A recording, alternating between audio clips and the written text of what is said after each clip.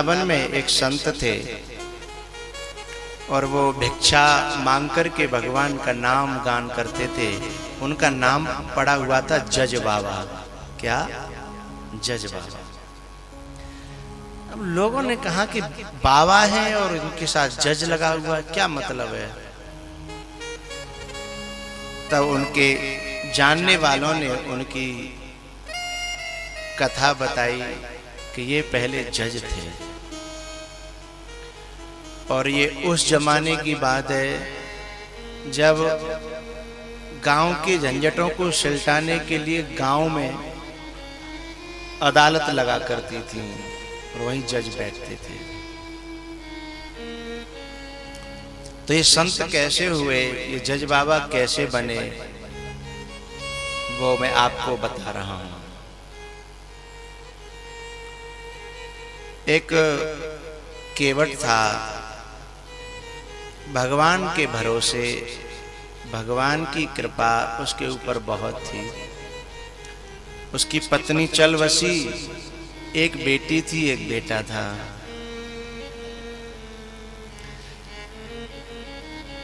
उसने एक गांव के सेठ साहूकार से कर्ज लेकर के बच्ची की शादी कर दी। उसने और उसके बेटे ने पैसा कमा करके और पैसा लेकर के गए कर्ज चुकाने के लिए। तो सेठ ने एक कागज लिख करके दिया कि आपका कर्ज पूरा चुक चुका है और ये आपके पास प्रमाण है, ये पर्ची ले जाओ। अच्छा, वो शुरुआत से एक इनका एक डायलॉग कहो, एक शब्द कहो, बोले रघुनाथ जी जाने, रघुनाथ जी गवाएं, रघुनाथ जी जो कुछ काम करें सो रघुनाथ जी। अच्छा, उनके गांव में एक मंदिर था रघुनाथ जी का, उनकी वो सेवा करते थे शुरू से ही। तो जब उन्होंने पर्ची दी साहूकार ने,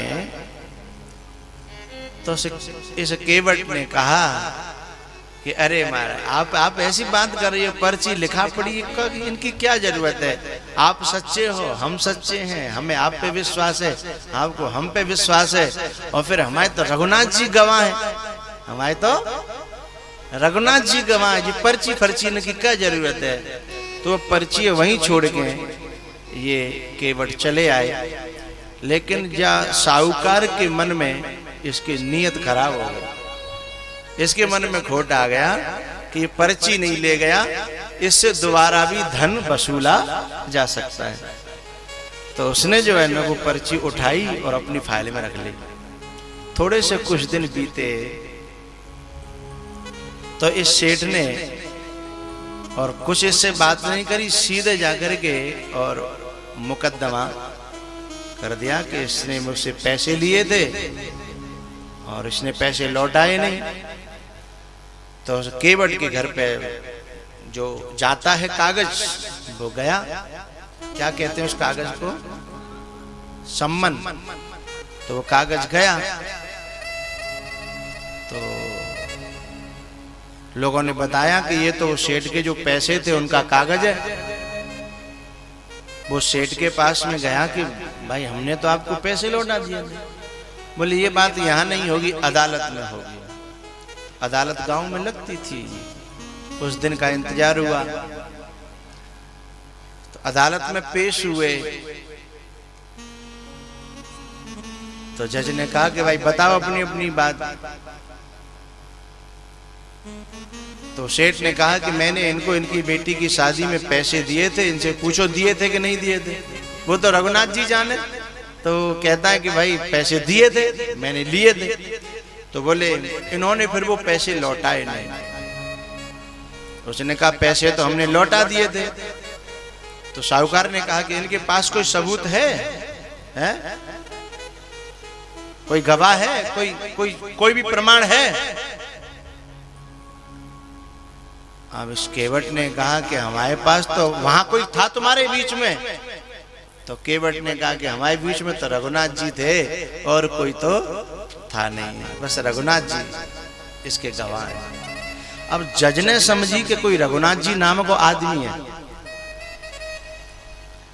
तो जज ने कह दिया कि ठीक है, अगली बार अगले हफ्ते हम यहाँ बैठेंगे और अगली बार रघुनाथ जी को लेकर के आना गवाही के रूप में। वो ठीक है साहब। ये चले गए और कोर्ट के द्वारा एक जो गवाह के लिए भी सम्मन जाता है, एक चिट्ठी जाती है, तो गवाह के लिए वो चिट्ठी गई और गांव में सिपाही डोले कि रघुनाथ जी के लिए चिट्ठी आई है, ये रघुनाथ जी को घर कौन सा।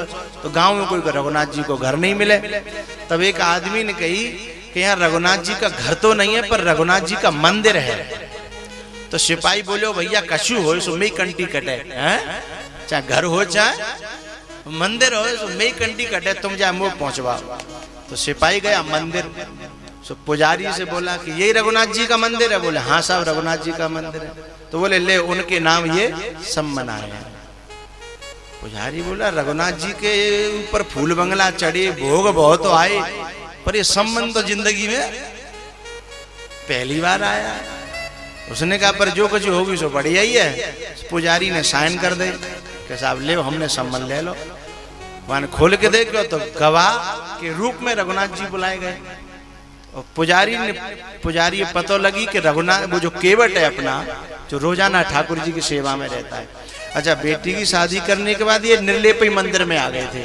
उनकी झारा बुहारी सब पूजा पाठ रघुनाथ जी का ये केवट करते थे।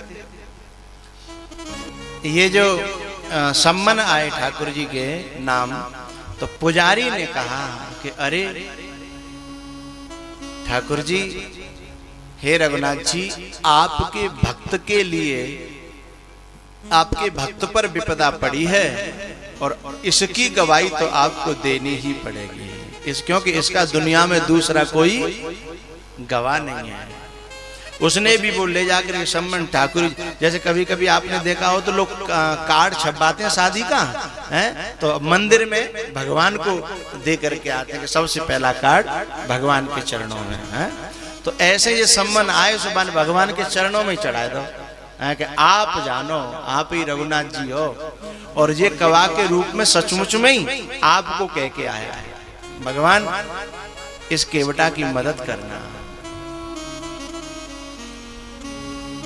क्या हुआ, हफ्ता बीता, दोबारा से फिर अदालत लगी और पूरी समाज जुड़ी थी, गांव के लोग थे, पुलिस लगी थी। तो कटघरे में दोनों बुलाए गए, इधर साहूकार था, इधर ये केवट।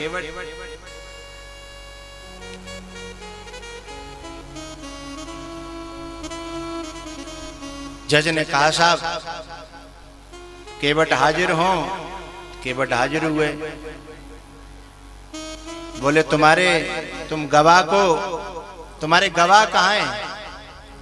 तो केवट ने कहा यहीं कहीं होंगे साहब, वो तो हर जगह रहते हैं। तो एक आवाज लगाने वाला रहता है ना, हाजिर हो। तो उसने आवाज लगाई कि रघुनाथ जी हाजिर हो। तो जो पब्लिक बैठी थी ना, उसमें से एक बड़ो बूढ़ो बाबा और एकदम लड़खड़ाती लठिया और बीच में से खड़ो भयो। तो उसने कहा कि आप ही रघुनाथ जी हैं क्या? बोले हाँ जी हम ही रघुनाथ जी हैं। हाथ खड़ा कर दिया और लठिया को टेकते हुए लड़खड़ाते हुए कटघरे तक आए। जज ने पूछा कि आपने जब इन साहूकार ने इनको पैसे दिए थे तब आप थे वहां? बोले जी सरकार हम थे। अच्छा, और जब इन्होंने पैसे लौटाए तब भी आप थे क्या? बोले हाँ तब भी हम थे साहब। अच्छा, अब साहूकार देख रहा कि ये नया आदमी है, ये तो न पहले था न बाद में था। साहूकार ने कहा नहीं नहीं साहब, ये आदमी को तो हम जानते भी नहीं है, न ये हमने पैसे दिए तब था और न इसने पैसे लौटा। इतना कह ही पाया तब तक जज बात को पकड़ गया। बोले ये आदमी को हम जानते ही नहीं है, पर जज बड़े तेज होते हैं, बात पकड़ गया। तो वो इतना कह गया कि न तो पैसे हमने दिए थे तब था और न बस इतना रुक गया। वो बात समझ में आ रही है ना आप सबके? जी। तो बोले इस आदमी को हम नहीं जानते साहब, ये था ही नहीं, और इसके पास क्या प्रमाण है कि ये गवाह है, हम जानते ही नहीं है। तब उस रघुनाथ जी ने एक बात कही, साहूकार साहब हमारे पास प्रमाण भी है कि हम गवाह हैं। बोले क्या प्रमाण है?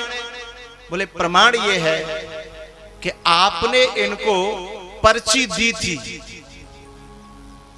जब पैसे लौटाए तब इस बात की पर्ची दी थी कि हमने पैसे लौटा दिए। तो ठीक है पर्ची दी तो इनसे मंगाओ, पर्ची कहां है? तो रघुनाथ जी बोले कि वो पर्ची इन्होंने ली नहीं थी, आपने दी तो थी लेकिन इन्होंने ली नहीं थी। तो बोले कैसे मान ले प्रमाण? बोले सेठ जी वो पर्ची इन्होंने तो नहीं ली लेकिन आपने वापस लेकर के और 10 नंबर के रजिस्टर में और फलानी अलमारी में छुपा करके रखी है। तो गांव की अदालत थी, उन्होंने तुरंत सिपाहियों को भेजा कि अभी इनकी फलानी नंबर के रजिस्टर लाया जाए। और जैसे ही वो 2 सिपाहियों को चाबी दी साहूकार ने और रजिस्टर लाया गया, उसमें वो पर्ची इस बात की सबूत थी कि तुमने मुझे पैसे लौटा दिए। जज को चक्कर आ गया। इतनी देर में सभा समाप्त हुई, लेकिन अब जज सोच रहा था कि ये ऐसा गवाह जिंदगी में मैंने पहली बार देखा जिसने फाइल बताई, नंबर बताया और वो बताई। मैं इसके जाके दर्शन करूंगा, मिलूंगा, ये विचित्र व्यक्ति है। अभी ये डाउट नहीं है कि ये भगवान है, अभी तो केवल इतना है कि ये विचित्र व्यक्ति है। इतना स्मरण रखने वाला गवाह, वो तो सामान्य समझ रहे हैं लेकिन इतना तेज। जैसे सभा बिछड़ी तो जज जो है ना इस केवटा के पास में गया कि वो आपके गवाह से जरा मिलना था। केवट बोला कि वो तो चले गए। तो बोले कहां चले गए? बोले यहीं कहीं होंगे। तो उस जमाने में कोई मोटरसाइकिल और ये कोई कार तो थी नहीं, तो बैठ के भाग जाएंगे, जाना तो पैदल ही था सबको, और गांव वही था। तो जज कहता है कि तो कहां गए? बोले वो यहीं कहीं अपने घर चले गए होंगे। तो जज कहता है कि मुझे उनके घर ले चलो। बोले घर कहां है उनका? बोले जो मेरा घर है सो उनका घर है। अब बोले तुम्हारा घर है और उनका घर? नहीं नहीं, बोले मेरा घर नहीं है, उनका जो घर है वही मेरा घर है। जज की कुछ खोपड़ी में आ नहीं रहा। तो बोले उनका घर किस नाम से है? अरे बोले जो मंदिर है ना वही उनका घर है और उन्हीं के घर में मैं रहता हूँ। अच्छा, बोले मंदिर में रहते हैं? मंदिर में रहते हैं वो? बोले हाँ, वैसे तो मंदिर उनका बनाया हुआ है लेकिन वो तो हर जगह रहते हैं। लेकिन अभी जज की खोपड़ी में बात बैठी नहीं रही। तो बोले कुछ नहीं, हमें कुछ नहीं करना, आप तो मुझे लेके चलो और उनसे मिलाओ। अब ये केवटा के साथ में जो है जब गए जज और केवट ने कहा कि आओ, तो मंदिर में ठाकुर जी की मूर्ति के सामने खड़ा कर दिया कि यही रघुनाथ जी हैं। जज जो चक्कर खा गया, बोले यही तुम्हारी गवाही देने गए थे? हाँ। बोले यही मेरे गवाह हैं और यही मेरे साहूकार हैं, यही मेरा जीवन है और मेरा दूसरा कोई गवाह भवा है ही नहीं, यही मेरी गवाही देने गए थे। आओ, तो जज ने वहीं से रोना प्रारंभ किया, अपने घर तक रोता गया। अब घर में रोवे चुप नहीं होए। उसकी पत्नी कहे कि क्या हुआ, बात तो बताओ। और समझ में ही नहीं आया उनके क्या हुआ, और रोते चले जाएं। उनके संग के जज बुलाए गए, उनके संग के लोग बुलाए गए कि जज इस प्रकार से रो रहा है, समझ में नहीं आ रहा। देखो ये जज होकर के ऐसे रो रहे हैं।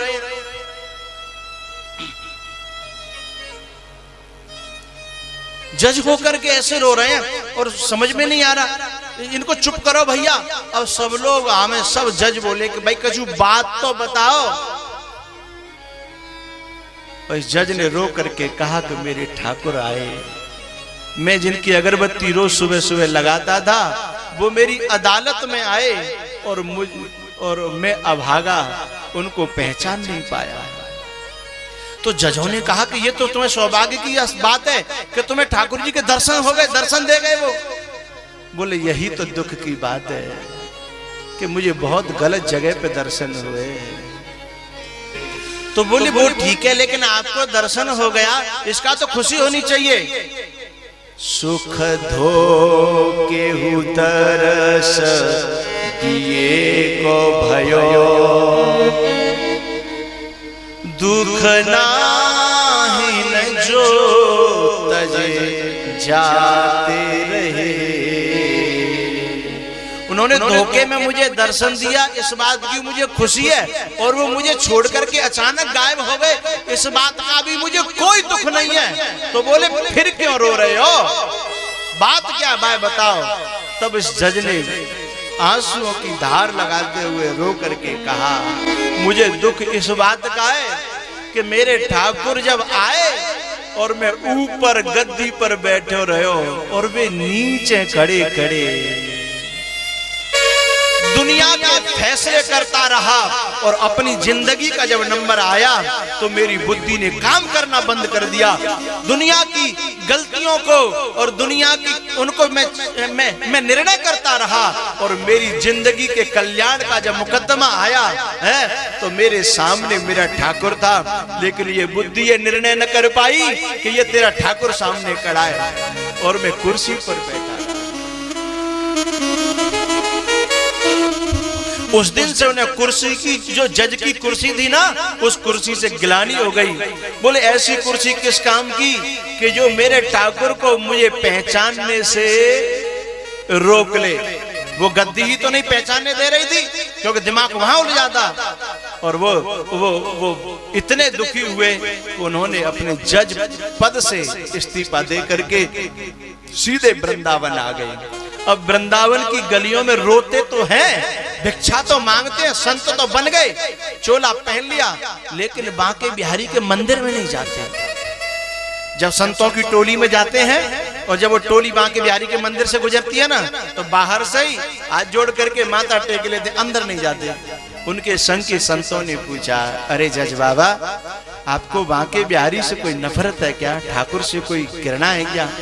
बोले नहीं भैया, मुझे घृणा नहीं है और मुझे नफरत नहीं है। बोले तो? बोले मैं भाई मोह दिखावे लायक नहीं हूँ, क्योंकि वो मेरे घाट पे गयो, मेरे यहाँ गयो ये बांके बिहारी, तो मैं जज की कुर्सी पर बैठे रहो। अब मैं कौन से मोहल्ले के जाके दरबार में जाऊं कि मैं तेरा सेवक हूँ? सेवक ऐसा होता है क्या? तो मैं मुंह दिखाने लायक नहीं हूँ, मैं शर्म के मारे किसी मंदिर में ठाकुर के में घुसता नहीं हूँ। पूरे वृंदावन में जीवन व्यतीत कर दिया, लेकिन मंदिर में अंदर कभी गए नहीं। ये बात उनको कचोटती रही।